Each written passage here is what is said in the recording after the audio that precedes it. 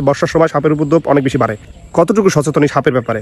বাংলাদেশে কয়েক হাজার মানুষ প্রতি বছর সাপের কামড়ে মারা যায়। বাংলাদেশে কি পর্যাপ্ত পরিমাণে অ্যান্টিভেনাম আছে? একটা গোখরা সাপে যদি আপনার কামড় দেয়, আপনি 1 ঘন্টার মধ্যে মারা যাবেন। কয়টা উপজেলা শহর আপনি এমন পাবেন যেখানে কিনা আপনার সাপের পর্যাপ্ত পরিমাণে অ্যান্টিভেনাম আছে? আমি আমার নিজের ঘরের মধ্যে 3-3 বার সাপ দেখছি। সময় ক্ষেপণ না করে সঠিক পদক্ষেপ নেওয়া, ওঝার কাছে যাবেন না। তারা আসলে বিষ নামাইতে পারে, এগুলো ফালতু। কারণ এই সময় একটা সেকেন্ডও আপনার জীবন বাঁচিয়ে দিতে পারে। ঢাকা শহরে অ্যান্টিভেনাম দিয়ে আপনি কি করবেন? ঢাকা শহরে কি সাপ আছে? একটা মানুষও যাতে সাপের কামড়ে অন্তত মারা না যায়। কিছু কিছু জিনিস আমরা দেখেও দেখি না, যা একটা সময় আমাদের কারো না কারোর জন্য, বিশেষ করে যারা গ্রামে বসবাস করে তাদের জন্য কাল হয়ে দাঁড়ায়। তার মধ্যে অন্যতম একটা বিষয় হচ্ছে সাপের উপদ্রব। আপনাকে খুব দুঃখজনক মন নিয়ে আজকে আমার বলতে হচ্ছে বিষয়গুলো। সেটা হচ্ছে বর্ষার সময় সাপের উপদ্রব অনেক বেশি বাড়ে, কারণ বিষাক্ত সাপ পানিতে থাকতে পারে না। তারা সচরাচর আসে কোথায়? সচরাচর আসে উঁচু জায়গায় বা শুকনা জায়গাগুলো। সাপ সবসময় শুকনা উঁচু জায়গা পছন্দ করে, পানিতে বিষাক্ত সাপ থাকে না। আর আমাদের এই সাইটগুলো বাংলাদেশের রাজশাহী অঞ্চলে আপনার র্যাটেল স্নেক, রাসেল ভাইপার বা এই টাইপের সাপগুলো থাকে। আর আমাদের এই যে মাদারীপুর, শরীয়তপুর, এই যে বরিশাল, এই সব জায়গায় থাকে গোখরা সাপটা। এখন আমরা কতটুকু সচেতন এই সাপের ব্যাপারে? প্রথমত আমরা আমাদের বাড়ির আশেপাশে পরিষ্কার রাখবো, চেষ্টা করবো যাতে করে এই বর্ষার সময় নোংরা বা আবর্জনা এবং পুরানা ঘর বাড়ি ঝুপড়ি ঘরে না ঢোকায় এবং এগুলো পরিষ্কার রাখা। আর আপনাদেরকে আজকে সাপ নিয়ে যে দুঃখজনক ঘটনাটা বলবো সেটা হচ্ছে, বাংলাদেশে কয়েক হাজার মানুষ প্রতি বছর সাপের কামড়ে মারা যায়। সেটা মারা যায় কোথায়? গ্রামে। বাংলাদেশে কি পর্যাপ্ত পরিমাণে অ্যান্টিভেনাম আছে?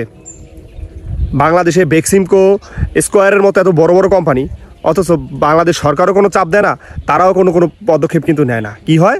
তারা তাদের মতো ওষুধ বানায়। বাংলাদেশ সরকার যদি ভ্যাট কমাই দিয়া তাদের উপর প্রেশারাইজ করে যে না, তোমাদের অ্যান্টিভেনম বানাতে হবে, তারা ওষুধ কোম্পানি হিসেবে তারা বানাতে বাধ্য ছিল। এখন পর্যন্ত কোনো সরকারকে দেখি নাই, কোনো প্রশাসনকে দেখি নাই এটা নিয়ে কোনো কথা বলতে। আরেকটা দুঃখজনক বিষয় হচ্ছে, একটা গোখরা সাপে যদি আপনার কামড় দেয়, আপনি 1 ঘন্টার মধ্যে মারা যাবেন, বা কম বেশি হতে পারে, 1 থেকে 2 ঘন্টার মধ্যে আপনার অবস্থা খারাপ হয়ে যাবে, আপনি শেষ।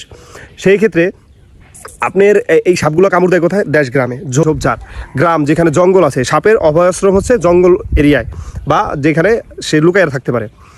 কিন্তু সাপের অ্যান্টিভেনাম কোথায় দেখেন? প্রত্যেকটা জেলা শহরে। কয়টা উপজেলা শহর আপনি এমন পাবেন যেখানে কিনা আপনার সাপের পর্যাপ্ত পরিমাণে অ্যান্টিভেনাম আছে? একটা লোক যেখানে 1 ঘন্টা দূরত্বে সে মারা যাইতে পারে, তার উচিত ছিল 10 মিনিট দূরত্বে অ্যান্টিভেনামটা রাখা। সেখানে আপনার ইউনিয়ন পর্যায়ে, আমি মনে করি যে বাংলাদেশের প্রত্যেকটা ইউনিয়নে যেই স্বাস্থ্য কমপ্লেক্সটা আছে, ওইখানে অ্যান্টিভেনাম থাকা উচিত। অ্যান্টিভেনামটা না ওষুধের মতো অ্যাভেলেবেল থাকা উচিত। এই বর্ষাকালে দেশ গ্রামে আপনি মেইন অ্যান্টিভেনাম দিয়ে রাখছেন ঢাকা মেডিকেল। একটা লোক কামড় দিলে ঢাকা মেডিকেলে যাইতেই পারবে না যদি তাকে গোখরা সাপে কামড় দেয়। আবার দেখেন, আপনি ইসের ব্যাপার বলেন, দেশগ্রামের ব্যাপার বলেন, অনেক উপজেলা শহরে অ্যান্টিভেনাম নাই, জেলা শহরে আছে। আমি যদি আমার লোকেশনের কথা বলি, সবচেয়ে কাছে হচ্ছে শিবচর স্বাস্থ্য কমপ্লেক্স, লাগে 15-20 মিনিট। সেটা আছে কি না আমি খোঁজ নিয়ে দেখলাম, অ্যাভেলেবেল, বাট সবসময় এটা পাওয়া যায় না।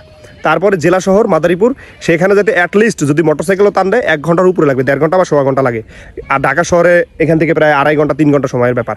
ঢাকা মেডিকেলে যাইতে জ্যাম ট্যাম ঠেলে 2-2.5 ঘন্টার আগে আপনি যাইতে পারবেন না। তা আপনি কীভাবে বাঁচবেন? কোনো উত্তর আছে? কেউ কি কোনো এই ব্যাপারে কোনো পদক্ষেপ নিছে? আমি আমার নিজের ঘরের মধ্যে 3-3 বার সাপ দেখছি, বাথরুমে 2 বার, বাইরে 1 বার। কে নিবে এই দায়? কে নিবে? একটা লোক, আমি যদি আজকে এই যে আমি আমার জমিতে কাজ করতে আসছি, আমার বাগানে, আমি যদি আজকে একটা সাপের কামড় খাই এখানে বসে, আমার ঢাকা নিবে না মাদারীপুর নিবে না শিবচর নিবে? শিবচর অ্যান্টিভেনাম আছে কিনা তার নিশ্চয়তা না। আর এই সময়টা সবচেয়ে গুরুত্বপূর্ণ হচ্ছে, আপনি সময় ক্ষেপণ না করে সঠিক পদক্ষেপ নেওয়া। ওঝার কাছে যাবেন না, তারা আসলে বিষ নামাইতে পারেন, এগুলো ফালতু। কারণ বাংলাদেশে বেশিরভাগ সাপেই আপনার বিষহীন, বিষ নাই এগুলাতে।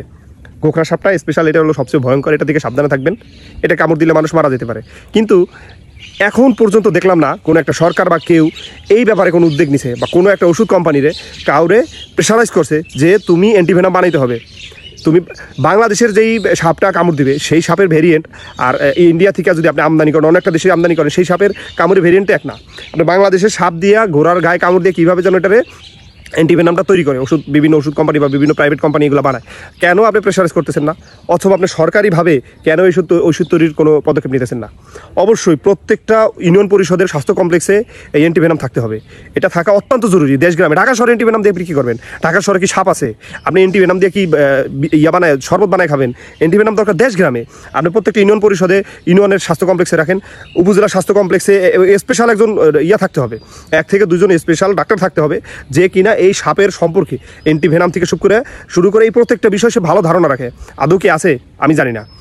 আমার মনে হয় এখন এটা সময় হয়েছে এবং দ্রুত আমাদের এই ব্যাপারে আসলে একটা জোর চালানো উচিত, যাতে করে এই অ্যান্টিভেনামটা গ্রাম অঞ্চলে অনেক বেশি অ্যাভেলেবেল হয়। এবং একটা মানুষও যাতে সাপের কামড়ে অন্তত মারা না যায়। কিছুদিন আগে আমার শ্বশুরবাড়ির ওই জায়গায় একটা মহিলা সাপের কামড়ে মারা গেছে, তারে নেওয়ার আগেই সে শেষ। শিবচর স্বাস্থ্য কমপ্লেক্সে নিচে কী ট্রিটমেন্ট করবে না করবে সেটা বুঝে উঠতে তাদের সময় লেগে যায় 20 মিনিট আধা ঘন্টা। স্পেশালিস্ট তো নাই। সাপে কামড়ে যদি একজন স্পেশালিস্ট থাকতো তাহলে সে নেওয়ার সাথে সাথে দেখা ধারণা থাকে না অভিজ্ঞতা, সে অভিজ্ঞতা থেকে বলে দিতে পারতো ইমিডিয়েটলি তাকে কী চিকিৎসা করানো উচিত, কারণ এই সময় একটা সেকেন্ডও আপনার জীবন বাঁচিয়ে দিতে পারে। তাই এটা নিয়ে আওয়াজ তুলুন, সবাই কথা বলুন, যে যাতে করে আমরা অ্যান্টিভেনামটা পাই। এবং দেশ গ্রামে খুব অ্যাভেলেবেল, বিশেষ করে বর্ষাকালে খুব ভয় লাগে। আমি ওই দিন আমার বাগানে যে সাপ দেখছি ওইটা দেখার পরে আমার নিজেই ভয় লাগে বাগানে আসার জন্য। দয়া করে সবাই এটা নিয়ে কথা বলুন, যাতে করে বাংলাদেশ সরকার দেখে এবং আমরা যাতে অন্তত সাপের কামড়ে একটা লোক না মারা যায়। আসসালামু আলাইকুম, সবাই সুস্থ থাকেন, ভালো থাকেন এবং বর্ষার সময় নিরাপদে থাকার চেষ্টা করেন।